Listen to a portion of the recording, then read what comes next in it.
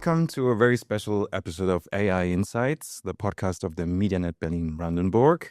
I'm the host, Paul Probst, and this is a very special episode today, not just because we're talking in English, but also we have a guest with a very, very interesting, if not like very packed background, a life journey. And my guest today, she moved with her parents in the 90s from Bulgaria to Australia, studied law and business. And because she had the time at night, she also studied music at night. Then she worked as a DJ and moved to London. And all the rest, I'm going to give the mic to her to tell us a little bit more about her journey. Welcome, Dani Valkova. Thank you so much. What a wonderful intro. I'm so happy to be here. It's nice to have you. So I mentioned already, like, quite a journey that you have there.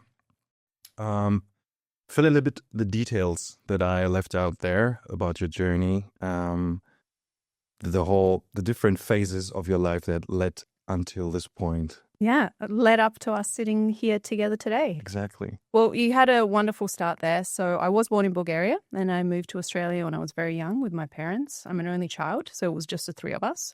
And I went on to study law and business, but it didn't quite scratch the itch that I was looking for. And very early on, I realized that there was something further to explore, a deeper why that I couldn't find in law and business. But I knew that it had so much potential and so much value in establishing foundations with those degrees.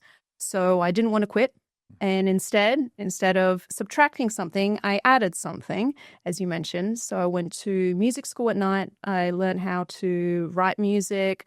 I developed a really quick network in the music industry really fast at night school. And by the time I graduated from music school, it was my very good fortune that I was also graduating from law and business at the same time. And by that time, I already had DJ gigs, I had residencies, I was writing music, a record contract. So the career had already started to That's all in Australia. That's all in Australia, yeah. So I graduated, ended up going to the music industry. I was there for nearly 7 years full-time, touring. I played some of the biggest music festivals in Australia and the clubs and had releases and just learned so much.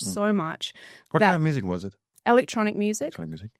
So I started off sort of in the trance to techno with a little bit of EDM, particularly as the gigs got a little bit bigger, the music festivals got a little bit bigger. As the music industry tends to be, you start to move. You need to make some commercial allowances for those sort of audiences. So I ended up splitting my career into two different aliases, one for the more commercial main room sound and one for the underground techno sound. So that way it could appeal to do different markets simultaneously. Mm-hmm. After about 7 years in the music industry, I realized that there was a potential in music and immersive experiences that goes beyond physical presence. And there was a scalability there that I felt could be harnessed that the music industry was not giving me the opportunity to do that. So I got a one-way ticket to London, packed my suitcase, moved to London, registered as a freelancer as soon as I landed, and just started networking. Yeah. Wow. How old were you? I was in my mid-20s at that point. Yeah. So I moved to London, ended up finding an incredible network of people in London, ended up moving into advertising and gaming and immersive technology, originally doing sound design composition, then moving up into audio direction, and really understanding how much potential there is in sensory innovation and how much this platform of virtual worlds was unlocking opportunities for us to harness that transformative power at scale. And that's where I really learnt the ins and outs, not just on technically how it works, but also conceptually how brands capture attention and how much power there is in that. And where are we headed to next once we start to flip the script on that? How we can use some of those tools to do more than just sell products or keep people engaged in certain applications beyond a time that is necessarily healthy to do so. Mhm. And we're seeing that more and more with a lot of research that's coming out with our relationship to technology. And Okay, yeah, we're going into that a little bit later on. Just one thing, because I read that you started your first startup with 16 already. Is that true? Yeah, so there's a program in Australia. Unfortunately, it's not around anymore, which is such a shame. But it's very similar to Y Combinator / Antler. They go out, you don't need to have an idea to get accepted. They go out and look for young Australians that have founder DNA. So you go through this interview process. They see if you have the potential to come on board. And I passed the original. Once you pass the original screening, you get paired up with an angel investor. And I got paired up with a woman who, to this day, is one of the most influential people in my life. She completely changed what leadership meant to me and how to recognize leadership, how to harness it, what it really meant to show up when things got tough, how to make decisions in the absence of having access to all the information you think you need, how to make decisions that are communicated properly to your team. So she taught me the ins and outs of leadership at a very young age. I ended up in that capacity leading a team of 12. With 16. Yeah. That's amazing. So I had a team of 12 at the time. Again, I was playing in a band at 16. I was struggling. My angel investor, yeah. But my angel investor was a huge part in that. So she really taught me a lot about team management. But I wanted to see the world. I didn't want to go into entrepreneurship full time at that point. I wanted to travel and really understand what's the why at the core.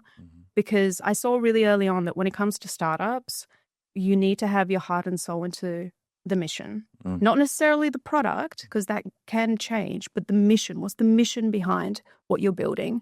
And I needed to see the world before I could really feel what is the mission I'm willing to really back. I mean, that is a good starting point, asking why for things and not just how can I be very rich and very fast, but also like think about why is that important to me? And then why could it be important to others, to society?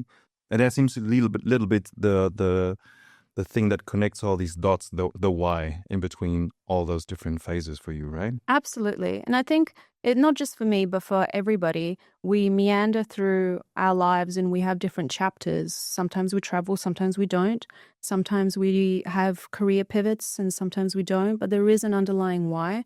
And particularly as technology starts to augment how we lead our careers, I believe understanding our deep why will be more important for individuals in the next phase of humanity more than ever. So really understanding, being honest with yourself, asking what is the why? Why do I show up every day? And let the how change over time. The how will change. It is inevitable. And so will the what. But be very clear on what your why is. I think that is a super interesting point for times when technology gets so huge and so powerful, to know why we're doing, why we're working with it, what's the target, where we going with this, and what's in it for me, and why does it make me happy, feel better, or make me a better person, or whatever. That is super interesting. I mean, since we're an AI podcast, the question is, when did AI first cross your path? So was that in London when you worked for the studio that was Unite? No, what was Unit 9. Unit 9. Yeah, my first interactions with AI were AI chatbots. And what I found particularly intriguing at that point was how quickly the users of the chatbot navigated away from its original intentionality. So the chatbot was meant for customer service, but very quickly those conversations became something of a more personal nature and became almost an extrapolation of companionship. And it happened incredibly quickly. All right. So that was when? 2016. 2016 already. Yeah. Okay, so a long time before everybody got into AI because of ChatGPT. Yeah. Chatbots were not a thing really.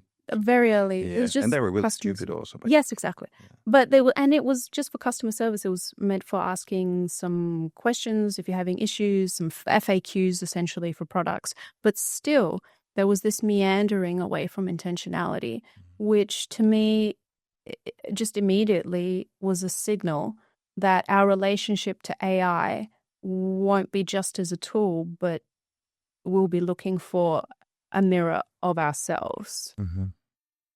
So you saw that in the chats that you like supervised or something? Yeah. Okay. Yeah. Just the type of questions that were coming through. They weren't just asking questions about how to use a product or what's the return policy or whatever. It became deeper than that. Okay. Which probably ended pretty soon because the answers were Yeah. either It was an boring answer. or were actually no answer at all, because you had like probably a way like either yes or no probably answers or something like that. Exactly. Okay. Exactly. I mean, this But changed. the desire was there. Yeah. Interesting. Okay, and in Unit 9, you worked as a sound engineer. No, what did you do there? So I started off that way, but I became head of audio. So that was my department to look after. That included looking at how audio will be used in a strategic sense. Where is technology going with audio? How can we really push technology in terms of sound, music, original composition, audio AI? What are the processes in the systems that come into play with that? What I love about that department and audio in general is it actually makes touch points with so many different departments. It's the animation department is also affected by audio because we need to have certain sound design that's synced to animation. UX is incredibly important when it comes to audio. What are different sounds when a user is going through a user flow? Where do we want them to linger longer? And how do we express that through sound? Where do we need gaps? Where is silence really key to make sure that the user has space, both sonically but also mentally, to read, to interpret information? Yeah. How is It also worked for music, right? exactly? I mean, you need those breaks. Yeah, Yeah. yeah. Silence is Mhm. the most undervalued tool in sound. It is the most powerful tool. Is being very strategic with where you place silence. I mean, one app that I use that works a lot with sound and it gives me joy when I hear a couple certain sounds is Duolingo, and they're doing it really good. Yeah. So every time I finish like ching ching rings, I'm like, okay, I did it. And maybe one more time. So they work really good with Yes. the sound design, I think.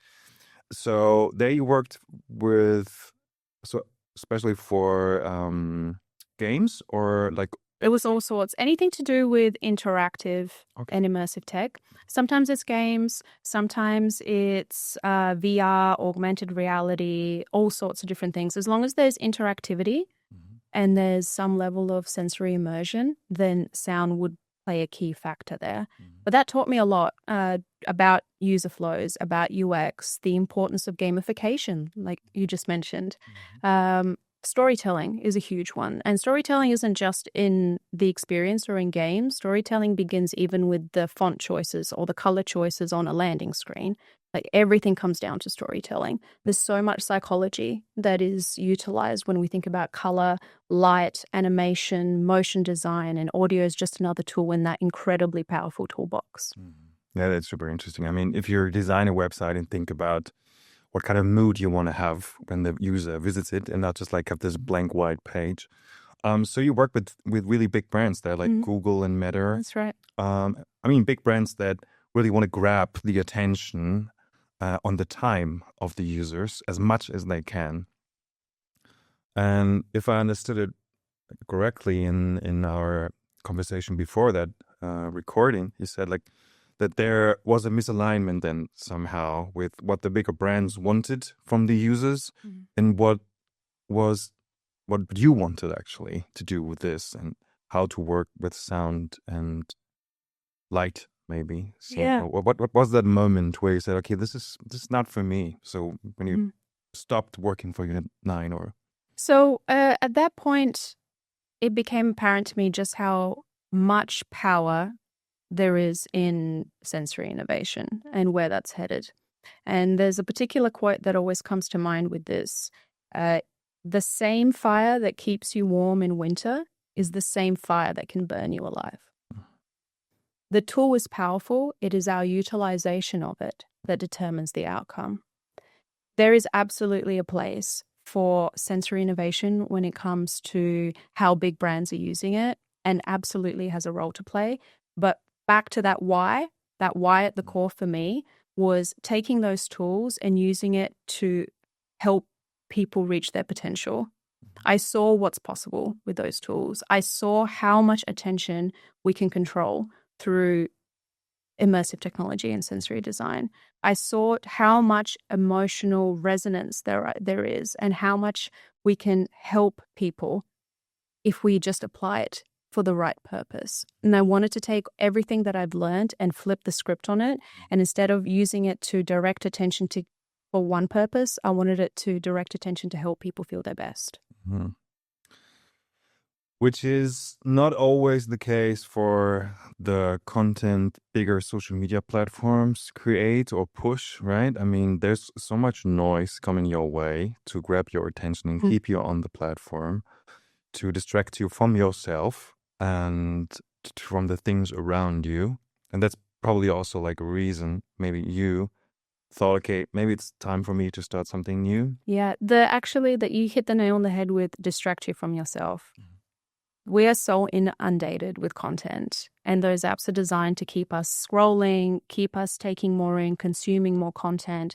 The amount of sounds, lights, colors, the saturation, everything is intentional to keep you in these apps. But that is just a distraction. And often we turn to it as an alleviation of some sort of inner turmoil and something that's causing us to not feel our best, but really turning inwards and turning that attention inwards and finding that stillness and silence within is becoming more and more difficult in today's world. So even though there's all of these apps that exist around us that are constantly transforming how we work, the tools we use, the output that we create, where are the tools that are transforming us within? I mean, afterwards, when you had this moment, this pivot moment where you said, okay, I don't want to contribute to that anymore. And also maybe the point where you saw what AI also can do to push those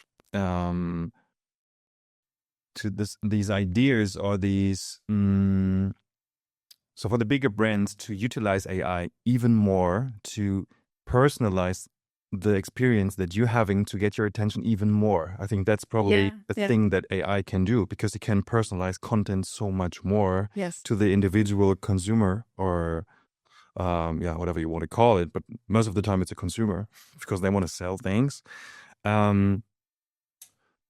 They said, okay, I'm out. I need to do something new. And you founded your next company. Yeah. What is that? Yeah, so I founded Gogia, and the whole mission behind Gogia is to turn all of the outside noise into inner silence. And it's come from many years working with consumer brands, working in so many different fields, all the way from physical immersion when I was DJing to virtual immersion when I worked in immersive technology.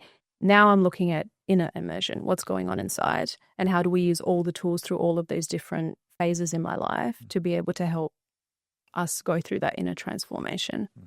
It is a time of great change, and it is so tempting for us to jump into these apps and have this relationship with technology that is either passive consumption or we're creating something just for the sake of more content, right? Without any substance behind it.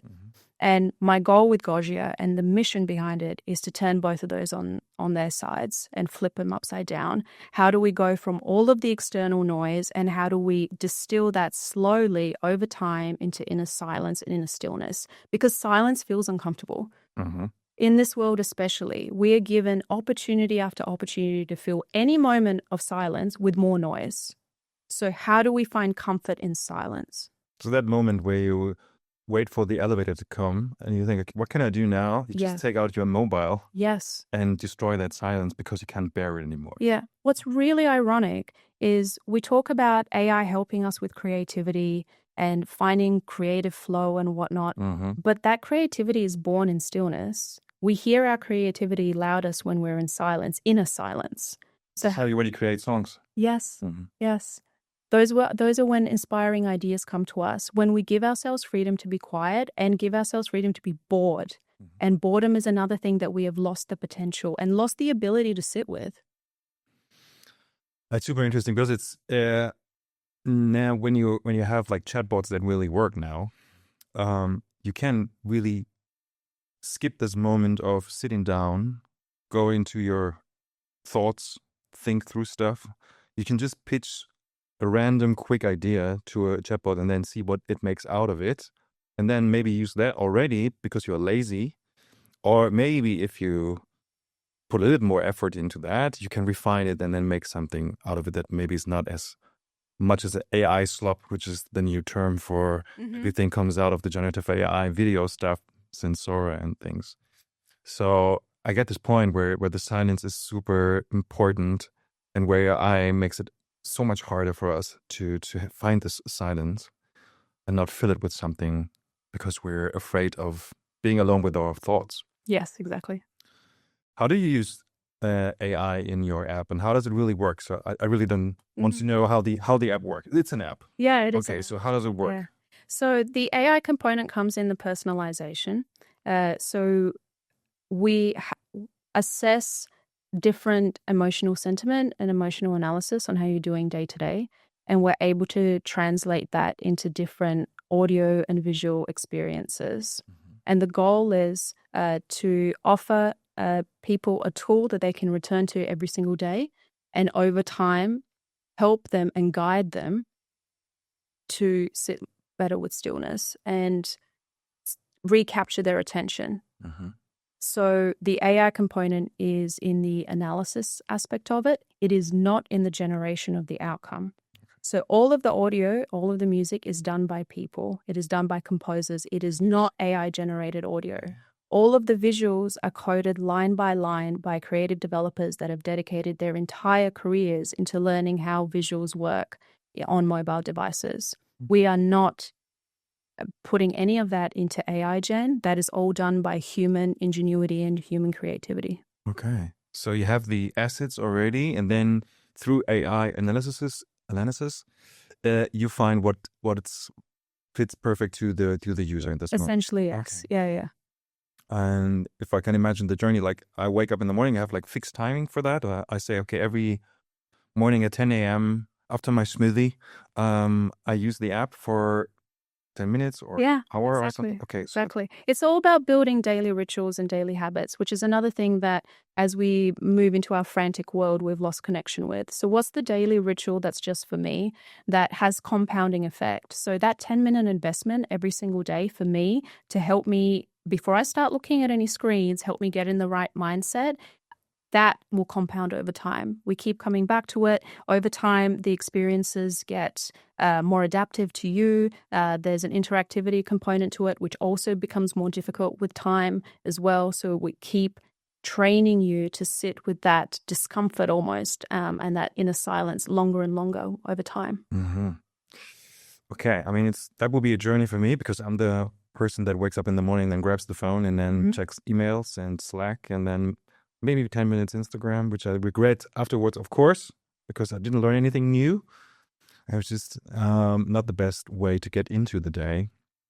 And I always wanted to like start the day with journaling or something like that. But I never did it before. So to really get people, I mean, this is the same with Duolingo, right? I mean, they're nudging you. On my app is like, it's had this big widget and it looks at me, it's like, sure you don't want to learn now? So I feel a little bit of pressure, but that's in a good way for me because I wouldn't do it if I wouldn't be nudged by the app. So your idea is to, how do you remind the people to use the app, to put it into their daily routines? Yeah, I mean, at the moment... Hardest part. Of course. But routines take a while to build, like anything, like running, like exercise. At the beginning, it's always difficult because anytime we want to build a routine, your body's like, well, actually, I'm kind of happy with the habit I already had. Why do we need to change, right? So there is that sense of pushing through the discomfort, but that's part of it, right? Yeah. Anything like learning a new language or meditating or doing anything for your health will take a little bit of, there'll be friction at the beginning. That's inevitable. And in fact, it's healthy. And our goal is to keep that friction alive even when you're using it every day. So by building in the difficulty curvature, by continuing to challenge you over long periods of time, because that challenge is where real growth happens. Growth doesn't happen inside comfort zones. I think that's also a thing in AI. It makes so many things easier for you. So there's less friction. But as you said, like from this friction, ideas come, or I don't know, something new starts, or you think harder about stuff like that. And with your app, I mean, you compete with the easiest way to deal with my day, just to consume things and let things from outside distract me. Because like Instagram, TikTok for me, I can't handle TikTok. Really, I would sit there for. That's why it's not on my phone. I would sit there for 2 hours probably just like doing this, and afterwards I feel bad. But it's so easy because I don't have to do anything. And I wonder if AI makes people even more lazy, and so it's even harder to get them to use their silence, the silent moments, and use their own brains. Yeah. But I mean, we've seen this happen in so many different industries. Think about the food industry. We had a whole part of humanity was all home cooked meals. And then we had huge industrialized fast food. That doesn't mean that people don't have home cooked meals anymore, or that there isn't a value in home cooked meals just because you can go get a packet of chips. That's true. But I mean, if you look into America, fast food country, I mean, they're struggling with their fast food, right? And I see, of course, for myself, is like if I don't have the time, or if I just cook for myself, it's like, for myself, I don't know. I just grab this, I don't know, frozen tagliatelle from Aldi and just put it in a pan. I have to admit, I do this from time to time.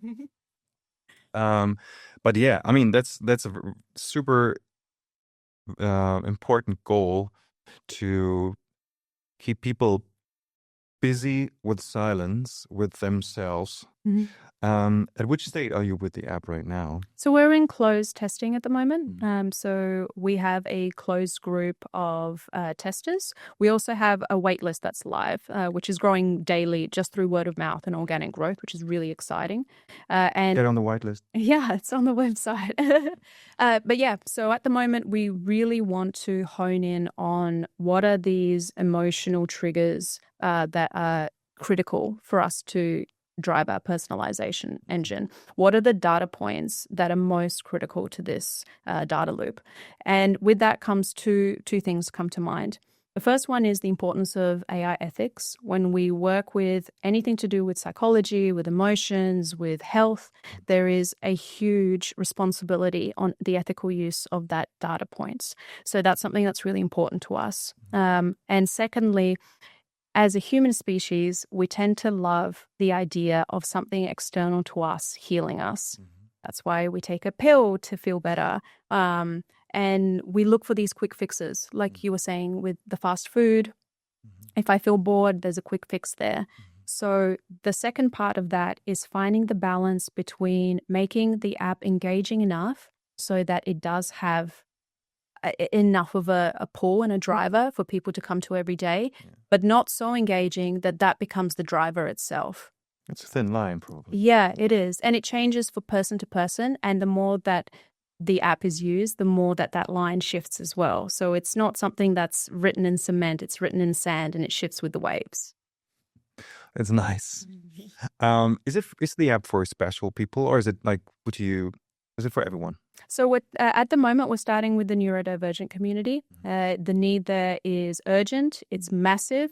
And the way that society is heading, especially with our consumption of technology, this is a group that absolutely, the world is not built.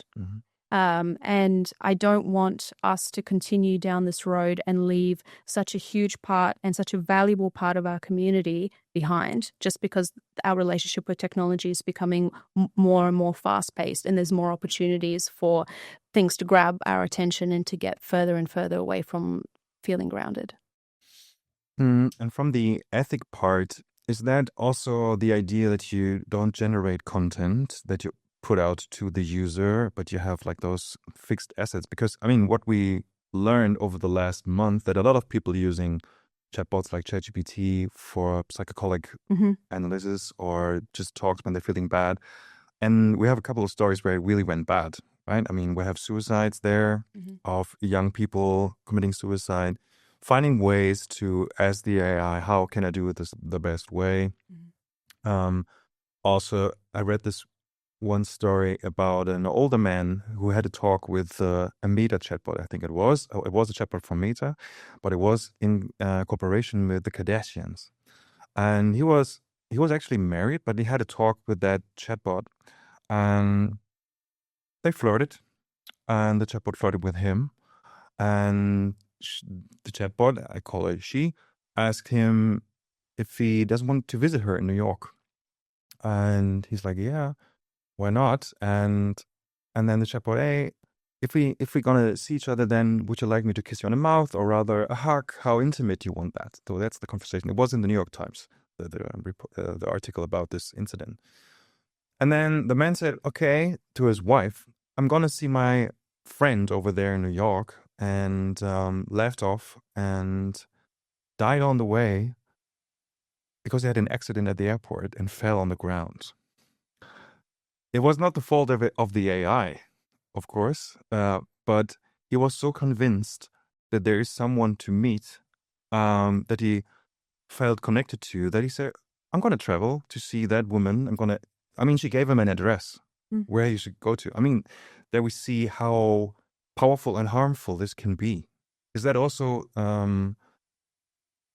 the idea behind not generating content that maybe leads into wrong direction because AI is not controllable enough? Yeah, I mean, having all of the assets, there are multiple reasons why we do the assets. The first one is that it gives us more control on the final output. And with that control gives us more security that we can have some visibility of what our customers or consumers see at the end. So there's an ethical standpoint. Beyond that, more conceptually, as we move towards a world where AI will have a greater role to play, I can't help but reflect on, okay, so where is the separation then between what makes us human and what makes us machine? Mhm. And I reflected a lot on that. Mhm. And I think to humanity's relationship with creating art as something that sets us apart. We have created cave drawings from the dawn of man. We have tapped and made percussive instruments as a way to build tribes and build communities.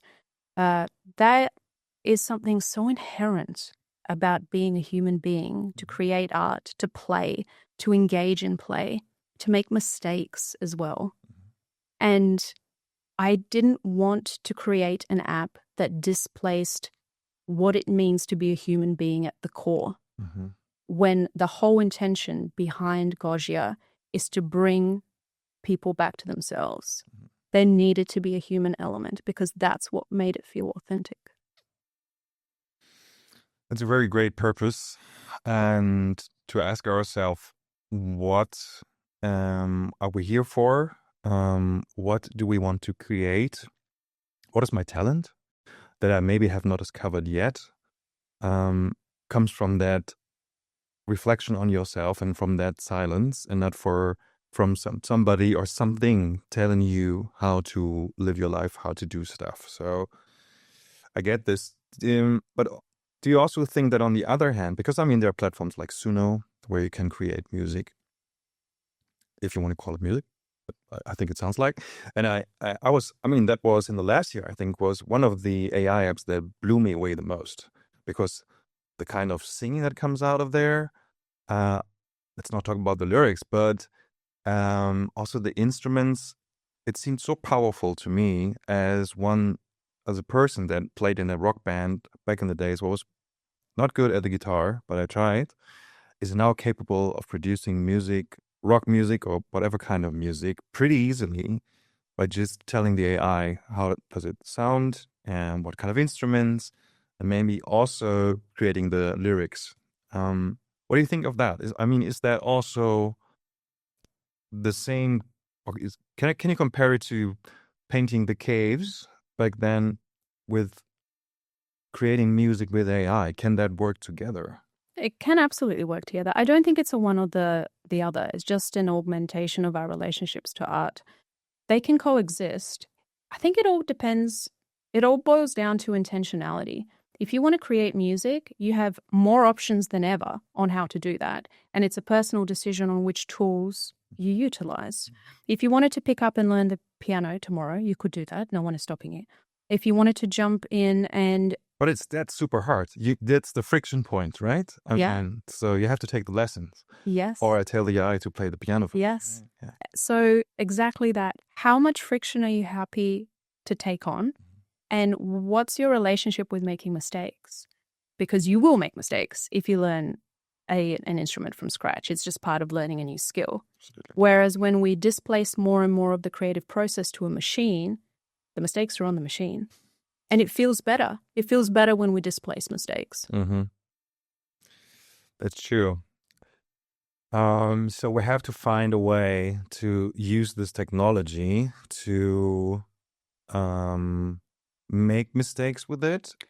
It depends on the output, really. If you need something, if you need an output for, say, a podcast or whatever, now we have tools available to do that, which are frictionless and quick, and that's fantastic. And it allows more people to get into content creation or the like, where maybe there would have been greater barriers to entry. And that's wonderful because it gives people a platform to express themselves in ways that they didn't have access to before.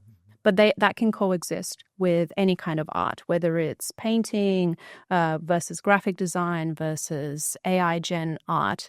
It's just a spectrum, and each case by case, it depends on where we want to sit on the spectrum. One day you might want to create art from scratch just for the pure love of creating something by hand and seeing that part of yourself be expressed. And other times you need art for a purpose, for a social media post, for a podcast, for a thumbnail, whatever it is. And you have the tools to do that quickly so that you can get that out there and focus on something that requires your attention in more detail. So we'll just have more tools in our toolbox, and we need to be more deliberate and more precise and purposeful with which tool is appropriate when. And maybe then we come back to the question from the beginning, why? Why do I create this? Exactly. What do I want to say with this? Exactly. And not just for the sake because I can. Yes. Right? I mean, and that's probably for the video side, all the video AI slop that just comes out because, now a horse with wings flies to the moon and then explodes into a rocket or whatever. And then you can do this now. But why? But if there's a story to be told, then so be it. That's all. It's all the purpose. If you got a nice story for that, and on the music side there is on Spotify there are AI bands that have hundreds of thousands of listeners, more than German rock bands here, and they're making money with that. What do you think of that? Yeah, I mean, the music side particularly is really close to my heart because I have seen and I've been part of artists that have dedicated their entire lives to mastering an instrument, mastering a certain genre production-wise, and they're seeing now a machine replicate what it took them decades to learn, and they're being uploaded and they're getting streaming and they're getting profit and they're getting revenue from that. And you can't help but as an artist think, well, what's the point? And that's a really dangerous place for us to be as humans, to think, what's the point? If a machine can do it, what is the point? Because it brings to the forefront such existentialism. And that's where I think we really need to sit down and decide what is most important to me. Is it just the output, or is there something in the process of creation that has its own merits and it has its own values? And it's not just about the revenue streams. Do you see any liability with the big companies there, like Spotify or Meta or the platforms that create this stuff? What do you expect them to do to handle the things? Great question. So YouTube's already started making waves in this. Anything that's detected with having substantially been created by AI will be demonetized. So in that way, that content will still live on the platform. It still has a place, but it's not making any revenue anymore. So for content creators that are making it their life and it's their living to make content, and they're doing it without the use of AI, they can continue to do that and they'll rise to the top and their content will be able to be revenue generated. So I can see that particular model being utilized across other platforms as well. If it's majority AI detected, then you can still host it. We won't ban it, but it will be demonetized. So if you like use those UGCs, the avatars, as your creator that you put on the platform, and that is fully generated, then you don't get any revenue from YouTube. But if you use AI tools to enhance your videos or your music, that is fine. Yeah. Okay. Yeah. Sounds like a good way, but probably also a thin line to, okay, how much is too much AI in that video, and where is it still okay-ish? And I think Spotify is doing nothing so far, as I learned. Or, I mean, if you get the streams, you get the streams. You get the streams. But it will reach a point where that discussion will have to happen. Alternatively, new platforms will emerge, and their UGC will be, you come to our platform because it's all created by. We don't accept any AI content creation. So there may be a rise in platforms that are more geared towards only human-created art. Probably, I mean, that's probably also the question or the talk that I have with a lot of friends. If we all go back to a state where handcrafted things, things from millions of piano lessons created stuff is more valuable and will draw people's attention to that, because they're overwhelmed by all this polished, often the same stuff created by AI. Absolutely. The value placed on human-created anything, be it art, music, will absolutely exponentially grow in value because it will become more scarce.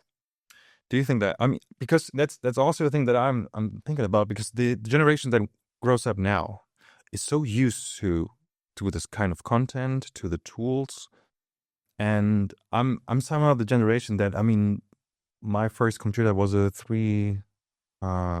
Windows 95. That was my first computer that I had. I even started with DOS.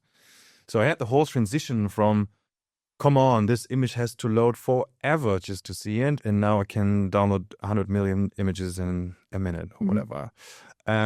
So I can relate somehow to the technology. But if you're now 14 or something, do you really separate the AI stuff from the human stuff, or maybe you don't care at all, because if it's good, it's good. So why bother? I wonder if that is a shift that also can happen, and maybe not really backwards to, oh, this is a person that's put a lot of work and effort into this video, creating it, and it's cool. That's why I like it. But it could also be like, this video is really, really good and funny, and I like it too. So I wonder if we could come to a world where people just don't care. I think you really touched it when you said, why bother? I think that's the key there. Why bother? Why bother creating it if something can be done faster, cheaper? There has to be another reason, another value in its creation that goes beyond just the final output. Why bother? And with the younger generation, we have a very strong responsibility to teach them that it is not just about more output, more work, more productivity, do it faster, do it quicker, do it perfect. There's something in the process itself that carries value, and that's why they should bother. So the moment they start creating stuff themselves, they have maybe a different view on the content they consume also. Exactly.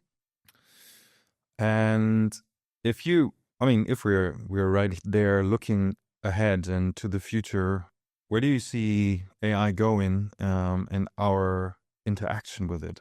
Yeah, I think we are right at a pinnacle moment in history where our relationship with AI is shifting away from getting answers. In the future, it'll be less about having all the answers because we can just get them immediately, and more about what is the question. So in the next few years, I see a shift where the importance of asking the right question will be greater than ever. And we will be teaching the younger generation as well on how to ask the right questions. I couldn't have imagined a better ending or a last words for this podcast. I think ask the right question. This is today also important if you're using AI, right? I mean, if your prompt or your question is bad, the answer is bad. Mm-hmm. And this good question, the inner question why, Mm-hmm. and the question to your interaction with the AI is important. So I think this is also a really good lesson we can learn. If you can imagine, so one last question. If you can imagine your perfect AI world, could you draw it for us? Yeah, the perfect AI world is one where AI is our companion, it's our tool, but it helps spotlight the best parts of humanity, best parts of what makes us human. And those are the parts that no computer can ever replicate. That's our emotional intelligence. It's the way that we see another human being through down to their core. And the more that we look within, the more we can see the people around us deeper and deeper. And that is something no machine will ever be able to replicate. Awesome. In our last episode, we also had the point where we talked about how AI can make us more human. So also an episode that maybe you can watch or listen to. Dani, thank you so much for this super interesting talk. It was a real pleasure. Thank you. Thank you Very so much. insightful. And yeah, I wish you all the best for Gogia. And see you around. Thank you so much for having me. This was such a wonderful conversation. Thank you. Thank you.